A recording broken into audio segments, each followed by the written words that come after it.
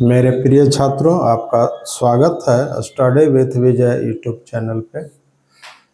छात्रों, आज आप सभी के लिए class 10th math NCERT chapter 7.2 निर्देशांक ज्यामिति चैप्टर है। इस चैप्टर में विभाजन सूत्र कैसे प्राप्त करें यही पढ़ना है। बिल्कुल आसान तरीके से आपको बताया जाएगा, समझाया जाएगा। आप शुरू से अंत तक वीडियो में कायम रहेंगे तब अच्छी तरह से समझ में आएगा। और इस पर आधारित विभाजन सूत्र पर आधारित कुछ प्रश्नों को हम हल करेंगे आपके सामने। तो आइए शुरू करें बिना देर किए हुए। विभाजन सूत्र कैसे प्राप्त करें, विभाजन सूत्र कैसे प्राप्त करें। निर्देशांक ज्यामिति का यह चैप्टर है। बिहार बोर्ड परीक्षा के लिए यह अत्यंत महत्वपूर्ण चैप्टर है, इसलिए आप सभी छात्र इसे ध्यान से देखें। तो चलिए शुरू करते हैं। यहाँ पर है सबसे पहला नंबर, विभाजन सूत्र कैसे प्राप्त करें। पहले तो विभाजन सूत्र प्राप्त किया जाएगा और तब विभाजन सूत्र पर आधारित प्रश्नों को हल किया जाएगा। तो सबसे पहला नंबर विभाजन सूत्र।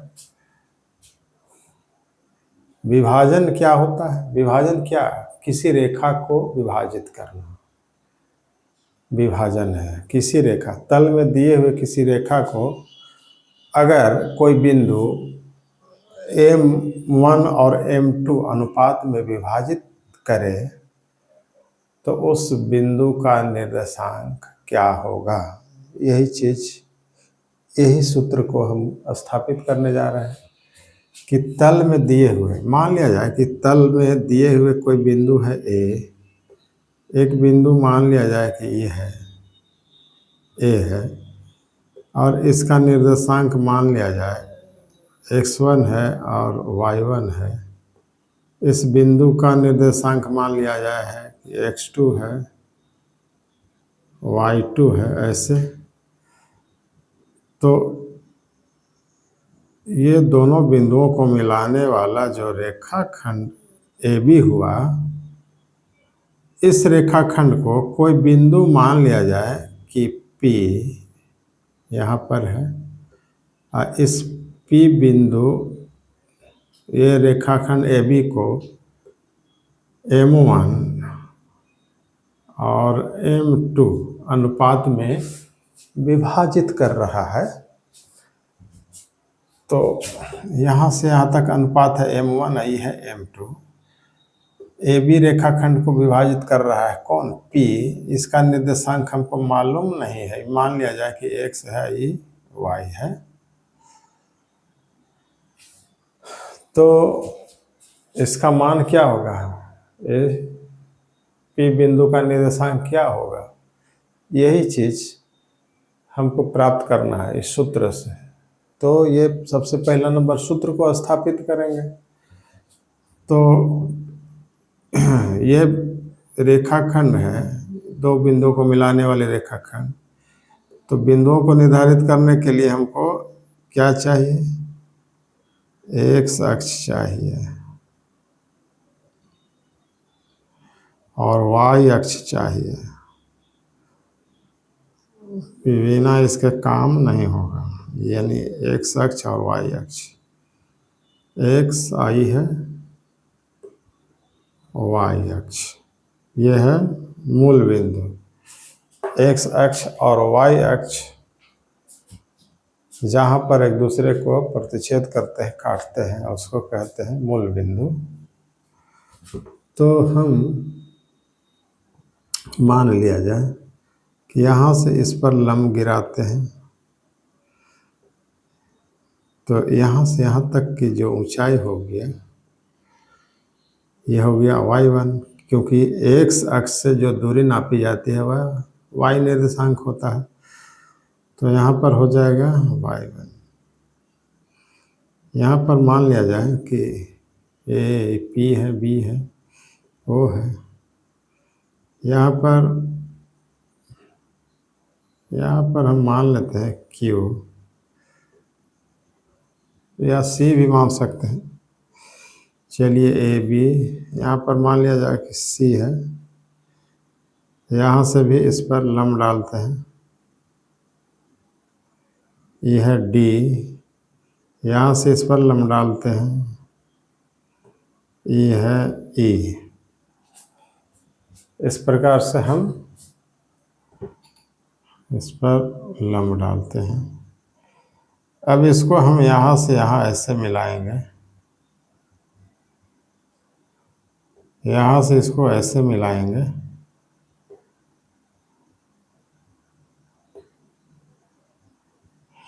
सी डी ई, एफ मान लें और इसको मान लें हम जे।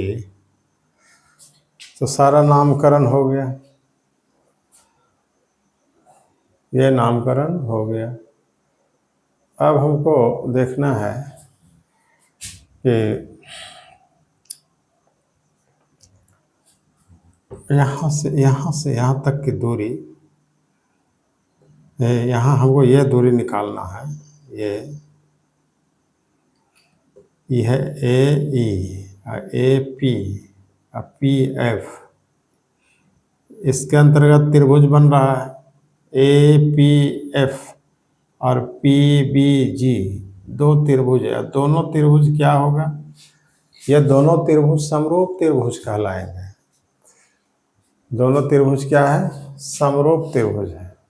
ये दोनों समरूप त्रिभुज, और समरूप त्रिभुज का भुजाओं का अनुपात क्या होता है, एक ही अनुपात में होता है। यानी भुजाएं से क्या होते हैं, समानुपाती होते हैं, समान अनुपात में होते हैं। तो सबसे पहला नंबर कि यहाँ पर ए एफ अगर हम निकालना चाहें, ए एफ सी डी के बराबर है। और सी डी क्या हो जाएगा, यहाँ पर देखिए सी डी, यहाँ पर लिखेंगे सी डी,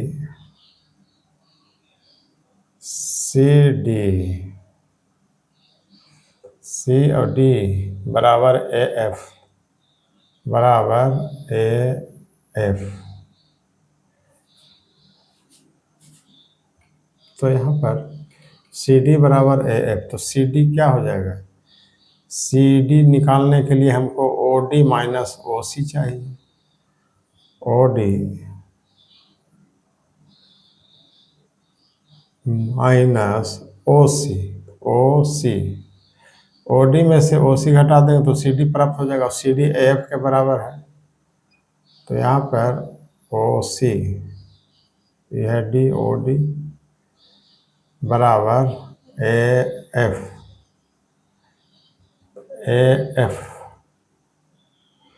यानी ओ डी। यहाँ से यहाँ तक की दूरी क्या है, वाई अक्ष से जो दूरी मापा जाता है वो एक्स निर्देशांक होता है। तो यहाँ से यहाँ,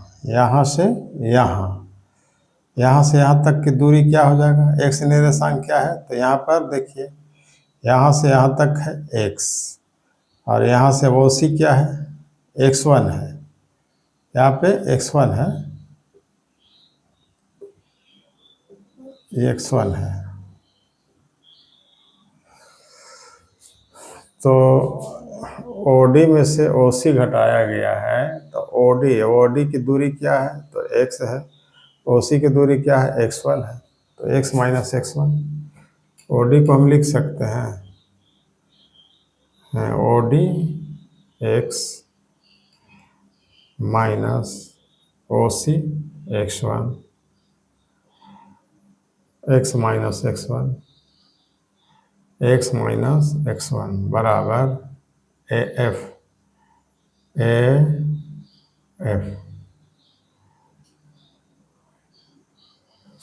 ये हो गया। चलिए इसको हम मान लेते हैं फिलहाल एक। अब यहाँ पर देखिए ये है, ये भुजा यानी पी जी किसके बराबर हो जाएगा, तो पी जी, यहाँ से यहाँ तक की दूरी पी जी, यानी पी हो जाएगा। आपको यहाँ से यहाँ तक की दूरी में से यहाँ तक की दूरी माइनस कर देंगे। यहाँ से यहाँ तक की दूरी क्या है, x2 है। तो यहाँ पर लिखेंगे ये PG, यानी PG क्या हो जाएगा, DE। हमको चाहिए DE, PG DE के बराबर है, यानी DE बराबर PG। PG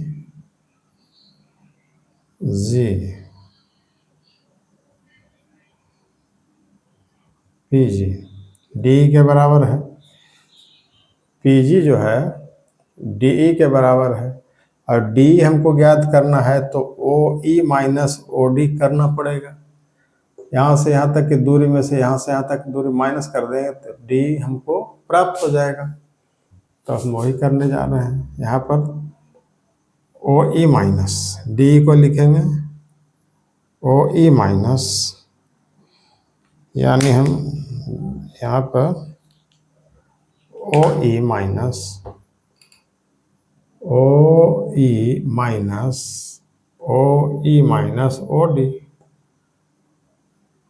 OD बराबर PG, यानी PG। OE क्या है, O से E तक की दूरी क्या है, x2 है, यानी x2 माइनस OD क्या है, x है, x2 माइनस x, यहाँ से यहाँ तक की दूरी है x2, और यहाँ से यहाँ तक क्या है, x है, बराबर PG। ये हो गया PG। अब यहाँ पर हमको ये भुजा निकालना है PF, फिर निकालना है PF। तो PF कैसे निकलेगा, यानी PD माइनस DF। फिर PG किसके बराबर है, यानी PF, इसको हम 2 मान लेते हैं। यहाँ से यहाँ तक फिर हम लिखेंगे कि PF बराबर, यानी PD minus DF, PD minus DF बराबर ये भुजा PD माइनस DF बराबर PF, बराबर PF। PD क्या है, PD यहाँ से तक, PD यहाँ से यहाँ तक की ऊंचाई क्या है, यहाँ से यहाँ तक क्या है, y है। तो यहाँ पर हम लिखेंगे y माइनस DF, यानी यहाँ से यहाँ तक ऊंचाई, यहाँ से यहाँ तक ऊंचाई के बराबर है, यानी y1, y माइनस तो y1, ये हो जाएगा बराबर PF। इसको भी कोष्ट में कर सकते हैं, ऐसी कोई बात नहीं। तो हो गया ये, इसको हम मान लें 3। और हमको ये BG चाहिए, भुजा BG। तो BG बराबर क्या हो जाएगा, यानी BG, फिर BG यानी BE माइनस GE बराबर BG, यानी BE कितना है, तो B से E तक की ऊंचाई, यहाँ से यहाँ तक की दूरी क्या है, y2 है। तो y2 माइनस यहाँ से यहाँ तक इसी के बराबर हो जाएगा, यानी y हो जाएगा बराबर BG। इसको हम 4 मानते हैं। ये हो गया। अब चूंकि यहाँ पर लिखेंगे कि अब चूंकि त्रिभुज APF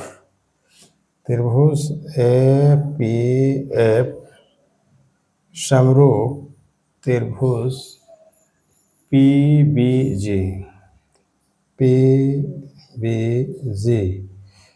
समरूप है, इसलिए यहाँ पर हम लिख सकते हैं इसलिए यहाँ पर लिख लें, इसलिए ये दोनों त्रिभुज समरूप है, यानी ये त्रिभुज और ये त्रिभुज दोनों समरूप त्रिभुज है, और समरूप त्रिभुज के संगत भुजाओं का अनुपात बराबर होता है। इसलिए हम लिख सकते हैं संगत भुजाओं का अनुपात यानी AF बटा PG बराबर PF बटा BG। इसी से हम निकाल सकते हैं। यहाँ पर AF कहाँ है? AF है क्या? x माइनस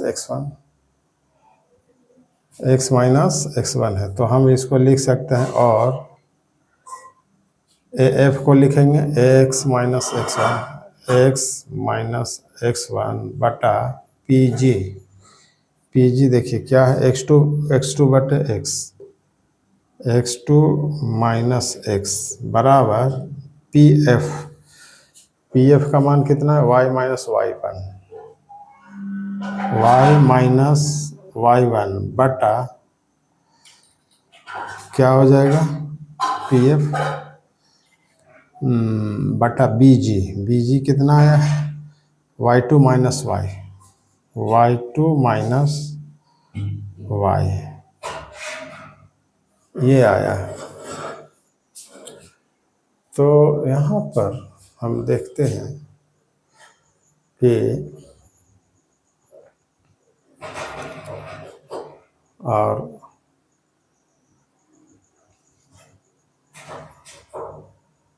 ये संगत भुजा AP बटा PB बराबर में हम लिख सकते हैं, ये किसके बराबर है? तो सबसे पहला नंबर यहाँ हम लिख सकते हैं, और x बटा x1 बटा x2 माइनस x बराबर y माइनस y1 बटा y2 माइनस y बराबर, ये देखिए AB बटा PB,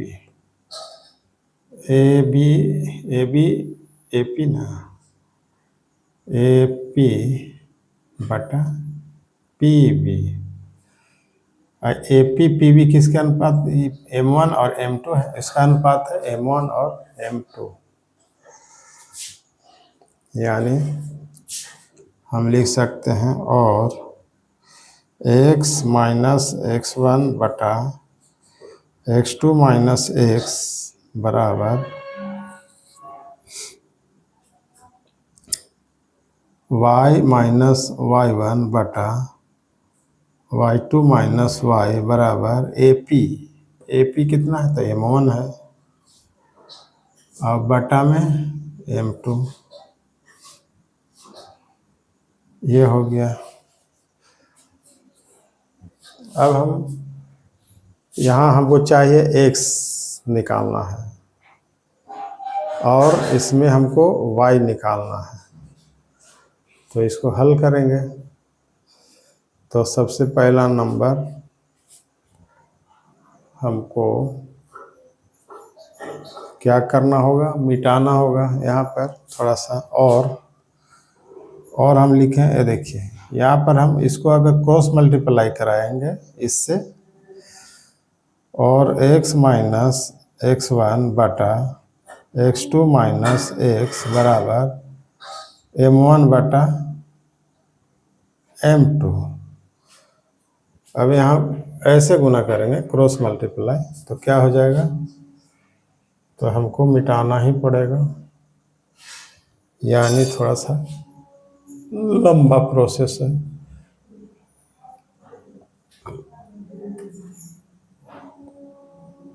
तो चलिए इसको मिटाते हैं थोड़ा देर। यहाँ ऊपर हम मिटा देंगे यहाँ तक, तो क्या हो जाएगा, ये गुना करेंगे x m2x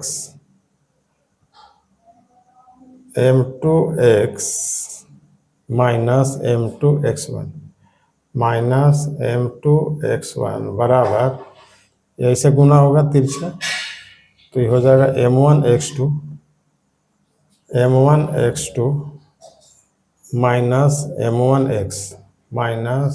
m1x x वाले को एक तरफ रखेंगे, तो यहाँ पर x है, इसको इधर लाएंगे और m2x प्लस m1x बराबर, ये हो जाएगा m1x2, इधर जाएगा माइनस वाला, प्लस m2x1, और यहाँ इसमें हम x कॉमन ले लेंगे, तो x कॉमन ले लेंगे तो क्या बचेगा, m2 प्लस m1 बराबर m1x2 प्लस m2x1।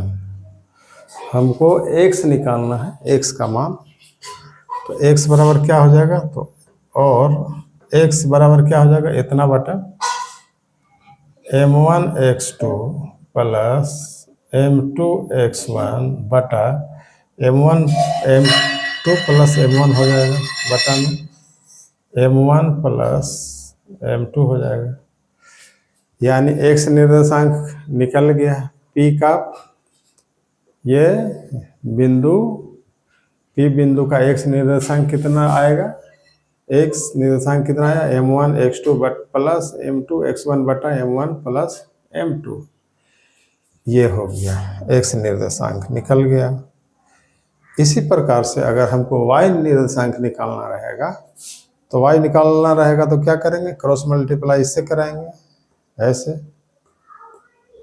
ऐसे, तो हमको y का निर्देशांक भी निकल जाएगा। चलिए देखें, ये देखिए, इसको हम मिटाते हैं,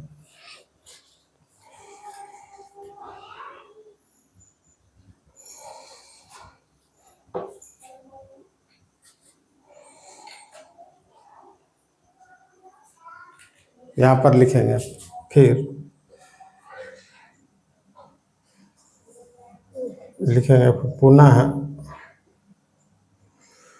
क्या हो जाएगा, y माइनस y1 बटा y2 माइनस y बराबर m1 बटा m2। अब हम इससे y निर्देशांक भी निकाल सकते हैं, क्रॉस मल्टीप्लाई हो जाएगा, और ये हो जाएगा m2y माइनस m2y1 बराबर m1y2 माइनस m1y, y वाले को एक तरफ करेंगे, और m2y प्लस m1y बराबर m1y2 प्लस m2y1, इसमें y कॉमन ले लेंगे, और y कॉमन लेंगे तो बच जाएगा m2 ये वाला प्लस m1 बराबर, ये हो गया m1y2 प्लस m2y1। हमको चाहिए y निर्देशांक, तो यहाँ पर y रोकेंगे, ई बटा में आ जाएगा, और y बराबर क्या हो जाएगा, और y बराबर हो जाएगा ये वाला m1y2 प्लस m2y1 बटा m2 प्लस m1, तो दोनों निकल गया, x निर्देशांक निकला ये वाला, और y निर्देशांक निकला ये वाला। तो अगर दो बिंदुओं को मिलाने वाली रेखाखंड को कोई बिंदु P m1 और m2 अनुपात में विभाजित करे, तो उसका उस बिंदु का निर्देशांक क्या होगा? तो x निर्देशांक होगा, ये देखिए यहाँ निकला m1 x2 plus m2 x1 बटा m1 प्लस m2। y निर्देशांक क्या निकला? y निर्देशांक निकला m1 y2 plus m2 y1 बटा m2 प्लस m1, चाहे m1 प्लस m2 एक ही चीज़ है।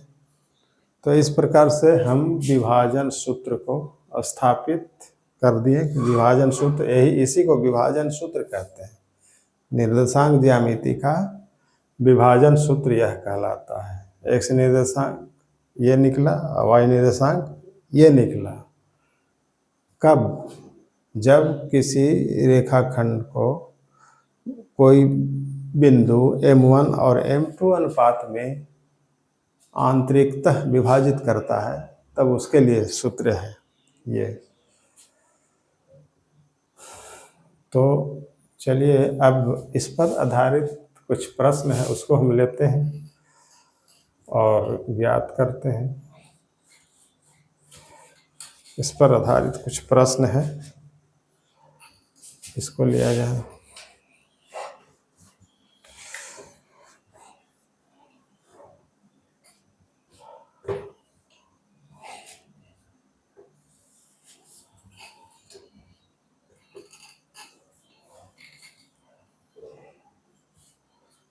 देखिए एक प्रश्न है, उस बिंदु के निर्देशांक ज्ञात कीजिए जो बिंदुओं इतना और इतना यानी 4 - 3 और 8 5 को जोड़ने वाले रेखाखंड को आंतरिक रूप से 3:1 के अनुपात में विभाजित करता है। यहाँ पर उस बिंदु के निर्देशांक ज्ञात कीजिए जो दो बिंदु हैं। तो मान लिया जाए कि दो बिंदु है, ये और ये है। ये है ए का निर्देशांक दिया हुआ है कितना? 4 - 3। ये है बी बिंदु, इसका निर्देशांक दिया है 8 और 5। इसको मिलाने वाले रेखाखंड है ए बी। इस बिंदु को कोई बिंदु अन्य बिंदु 3 और 1 के अनुपात में विभाजित कर रहा है। 3 और 1 के अनुपात में विभाजित करता है। मान लिया कि यहाँ पर बिंदु होगा, 3 और 1 के अनुपात में विभाजित कर रहा है। ये 3 है, ये है 1, अनुपात में विभाजित करता है। तो बिंदु यहाँ पर मान लिया जाए कि P है, इसका निर्देशांक x और y मान लेते हैं। x और y मान लेते हैं। तो ये इसी को निकालना है। तो अभी विभाजन सूत्र बताया गया, उसी के अनुसार हम यहाँ पर ये x1 है, ये x2 है, ये y1 है, ये y2 है। तो हम लिख लेंगे यहाँ पे सॉल्यूशन में कि x1 बराबर क्या है? तो 4 है। x2 बराबर कितना है? तो 8 है। y1 बराबर कितना है? तो -3 है। y2 बराबर कितना है? तो 5 है। और m1 बराबर कितना है? तो 3 है। m2 कितना है? तो 1 है। अब हमको विभाजन सूत्र चाहिए। विभाजन सूत्र से निकाल लेंगे। विभाजन सूत्र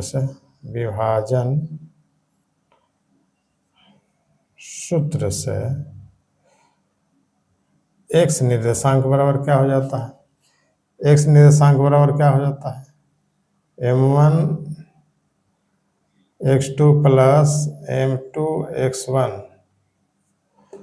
बटा m1 प्लस m2। ये है सूत्र। तो x निर्देशांक निकल जाएगा। यहाँ पर क्या हो जाएगा? m1 कितना है? तो 3 है। तो 3 और x2 कितना है? 8 है। तो 3, इसका मान 8 बिठा देंगे, 3 है m1 x2 plus m2 x1। m2 कितना है? 1 है। x1 कितना है? 4 है। 4 बैठाएंगे। यहाँ पर m1 प्लस m2 यानी m1 है 3 प्लस 1, तो बराबर कितना हो जाएगा? 8 3 के 24 प्लस 4 इकाई 4 बटा 4। कितना होगा? 24 4 28 बटा 4। 4 से कट जाएगा, 4 7। x निर्देशांक कितना आया? 7 आया। x निर्देशांक 7 आया।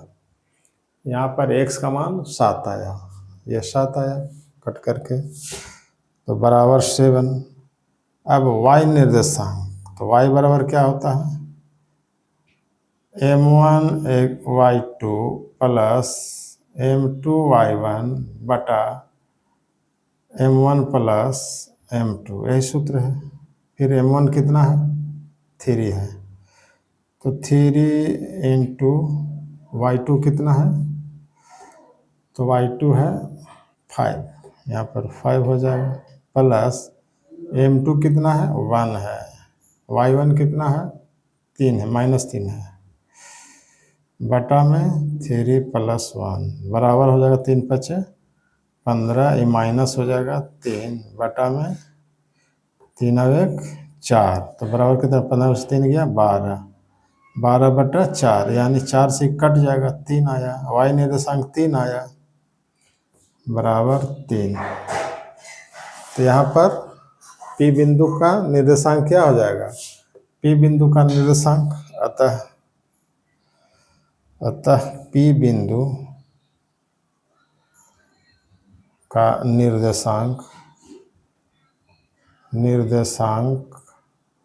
कितना हो गया, x का मान 7 और y का मान 3, यानी 7 3। उस बिंदु का निर्देशांक, P बिंदु का निर्देशांक कितना है, 7 3, यही आंसर हो जाएगा। यानी विभाजन सूत्र के द्वारा हम ज्ञात कर सकते हैं कि कोई भी बिंदु, किन्हीं दो बिंदुओं को मिलाने वाले रेखाखंड को अगर कोई आंतरिकता विभाजित करता है कोई बिंदु, तो उस बिंदु का निर्देशांक इस प्रकार से हम विभाजन सूत्र से मालूम कर सकते हैं। तो आज का वीडियो अब हम यहीं समाप्त करेंगे। अगर यह वीडियो आपको अच्छा लगा हो तो आप इसे लाइक और सब्सक्राइब करें और कमेंट साथ में ज़रूर करें। तो तब तक के लिए धन्यवाद।